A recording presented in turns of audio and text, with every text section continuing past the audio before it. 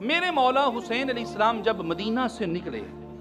مکہ پہنچے، اور مکہ سے جب سفر کربلا شروع ہوا تو مولا نے ابتدا میں یہ جملہ کہا تھا، حل من ناصر ینصرنا، حل من ناصر ینصرنا، کہ تم میں سے کون ہے جو میرا مددگار بنے۔ قبلہ یہ جملہ، یہ بار بار جملہ ریپیٹ ہوا مولا کی بارگاہ میں۔ میں قبلہ شاہ جی میں نے پڑھ رہا تھا روایت کہ کوفہ میں امام علی علیہ السلام کا ایک بہت بڑا عاشق بنا تھا، خود کو بڑا محب اہل بیت کہتا تھا اور تھا بھی، لیکن جب مولا نے یہ جملہ کہا، اب جب اس تک یہ پیغام پہنچا، کہتے ہیں کہ اس نے کوفہ چھوڑا، اس نے نینوا چھوڑی اور دور جا کے ایک جگہ خیمہ لگا لیا کہ چونکہ اب مولا اپنے گھر سے نکل پڑے ہیں، مولا نے یہ ارشاد فرما دیا ہے، اب جس نے بھی اس جملے پر لبیک نہ کہا، یہ جانتا تھا، عقیدہ تھا، مانتا تھا، اسے یقین تھا، معرفت تھی، لیکن دل کمزور تھا، سوچ کمزور تھی، فہم بزدل تھی، اس جو ایمانی طاقت تھی وہ نہیں تھی، فقط زبان سے لبیک لبیک یا حسین کہنے والا تھا۔ اپنا کوفہ چھوڑا، نینوا چھوڑی اور دور صحرا میں جا کے ایک جگہ پر امیر تھا، ایک خیمہ لگایا، اپنے 2 سے 3 مہینوں کے کھانے کا انتظام کیا اور اس جگہ پہ رک گیا کہ جب حسین بادشاہ گزر جائیں گے پھر میں گھر چلا جاؤں گا، کیونکہ مجھے حل من ناصر ینصرنا پر لبیک نہ کہنا پڑے۔ لیکن خدا کا کرنا ایسا ہوا، یہ معجزہ حسین بادشاہ کہہ لیں، یہ کرامت امام حسین کہہ لیں، یا اتفاق کہہ لیں کہ 9 محرم کو یا 8 محرم کو، مختلف روایات ہیں کہ مولا حسین علیہ السلام کا ادھر سے اس خیمے کے قریب سے گزر ہوا، مولا کو یاد آ گیا کہ یہ تو وہ ہے جو میرے بابا کے نعرے بہت لگایا کرتا تھا، لبیک یا حسین، لبیک یا آل محمد کہا کرتا تھا، لیکن یہ یہاں کیا کر رہا ہے؟ مولا اس کے پاس گئے، فرمایا تم تک میرا پیغام نہیں پہنچا، میرا میسج تم تک نہیں آیا؟ عرض کی مولا آیا، فرمایا پھر سر جھکا کے عرض کرنے لگا، مولا یہ میرے پاس ایک گھوڑا ہے، اگر آپ اس کے اوپر بیٹھ کے دشمن کا تعاقب کریں تو ہو نہیں سکتا کہ یہ گھوڑا دشمن کے گھوڑے کو پکڑے نہ، اور اگر آپ اپنی جگہ کو چھوڑ کے یہاں سے جانا جائے تو ہو نہیں سکتا کہ دشمن آپ کے گھوڑے تک پہنچ جائے۔ مولا یہ یمنی تلوار ہے،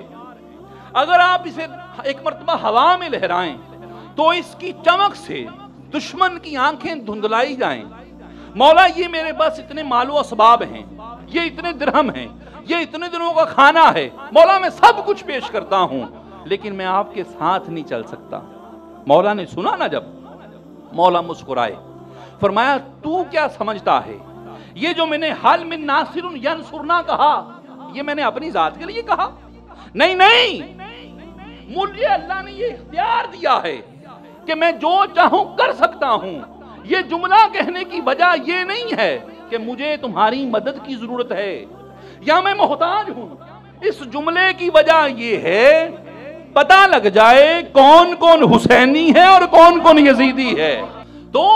حل من ناصر ینصرنا کہنا یہ حسین کا اپنی ذات کے لیے نہیں تھا، میرا یہ یقین اور وجدان کہتا ہے کہ پوری کائنات کوفہ بن جاتی، ہاں پوری کائنات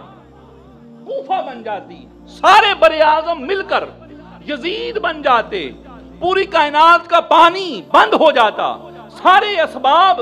یزیدیت کے ساتھ ہو جاتے، اللہ کی قسم حسین کا صرف علی اصغر کافی تھا ساری یزیدیت کو مٹانے کے لیے۔ یہ جو جملہ حل من ناصر ینصرنا، یہ جملہ صرف زمانہ کربلا تک محدود نہیں چاہیے، نہیں، ایک تھیوری سمجھ لیں، تھیوری کہ گناہگار سے گناہگار انسان، یہ سائنس ہے اور یہ چیز پروو ہو چکی ہے کہ ہم جو لفظ بھی بولتے ہیں، گناہگار سے گناہگار انسان جو لفظ بھی ہم بولتے ہیں وہ ہوا میں معلق ہو جاتے ہیں، ان کو فنا نہیں، وہ باقی رہتے ہیں۔ سائنسدانوں نے پچھلے گزرے ہوئے لوگوں کے بہت سارے الفاظ، بہت سارے باتیں سننے کی کوشش کی ہے۔ اب ایمان سے بتائیے کہ ایک گناہگار لفظ بولے وہ ہوا میں جھومتے اور گھومتے رہتے ہیں،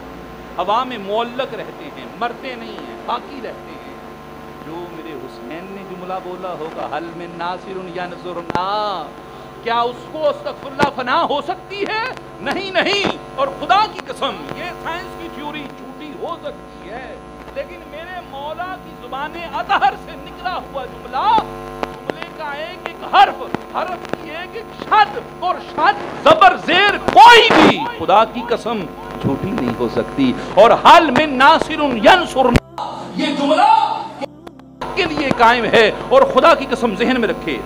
یہ جملہ کیوں قائم ہے؟ اس لیے قائم ہے کہ جو مقصد حسین تھا وہ قیامت تک کے انسانوں کے لیے تھا، صرف کربلا والوں کے لیے نہیں، کوفہ والوں کے لیے نہیں، شام والوں کے لیے نہیں، عرب والوں کے لیے نہیں، مدینہ والوں کے لیے نہیں، مکہ والوں کے لیے نہیں، نہیں نہیں نہیں. مقصد حسین قیامت تک کے لیے تھا. اگر مقصد حسین قیامت تک کے لیے ہے تو پھر پیغام حسین بھی قیامت تک کے لیے ہے. ذہن میں رکھیں، یہ نہ سمجھیں کہ مولا حسین نے جو کوچ کیا ہے کسی تخت کی خاطر، کسی بادشاہ کی خاطر کیا. نہیں نہیں نہیں نہیں، یہ تخت وہی ہے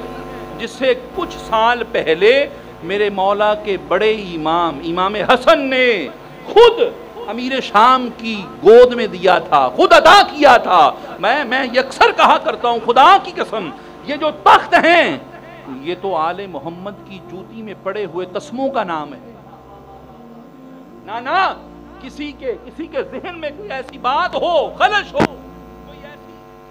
گھنٹی بجتی ہو کہ معاذ اللہ امام حسین علیہ السلام نے کسی تخت کے لیے خروج کیا. نہ حسین کا خروج، بادشاہ حسین کا جہاد شیطنت کے خلاف تھا، بے حیائی کے خلاف تھا، برائی کے خلاف تھا، سنت مبارکہ کے مسخ ہونے کے خلاف تھا، قرآن کے مسخ ہونے کے خلاف تھا. اور میرے بادشاہ جو نکلے ہیں وجہ صرف یہ نہیں کہ کسی تخت یا کسی شخص کے خلاف نکلے، نہیں نہیں نہیں نہیں، میرے امام نے نکل کر قرآن و سنت کی بقا اور قرآن و سنت کو بچایا ہے. اور خدا کی قسم یہ میرے مولا کا جہاد جو تھا، یہ حضور کی زندگی، حضور علیہ السلام کی 63 سالہ محنت کی بقا. مولا حسین علیہ السلام کی ذات اقدس جو بادشاہ کے خلاف نکلے ہیں، حضور نبی علیہ السلام کی محنت، جناب مولا علی علیہ السلام کی محنت، اور وہ محنت جو ہر قربانی دی، جان، مال، سکون، چین، راحت، قرب، یہاں تک کہ پتھر کھائے. اور حضور نے اور مولا علی علیہ السلام نے اسلام کا معیار قائم کیا. اس معیار کو بچانے کے لیے میرے مولا حسین نے اپنی جان کا نذرانہ پیش کیا، اپنی اولاد کا نذرانہ پیش کیا، اپنے مال، اپنی ہر نعمت کو قربان کر دیا، لیکن حضور کی محنت کو ضائع نہیں ہونے دیا.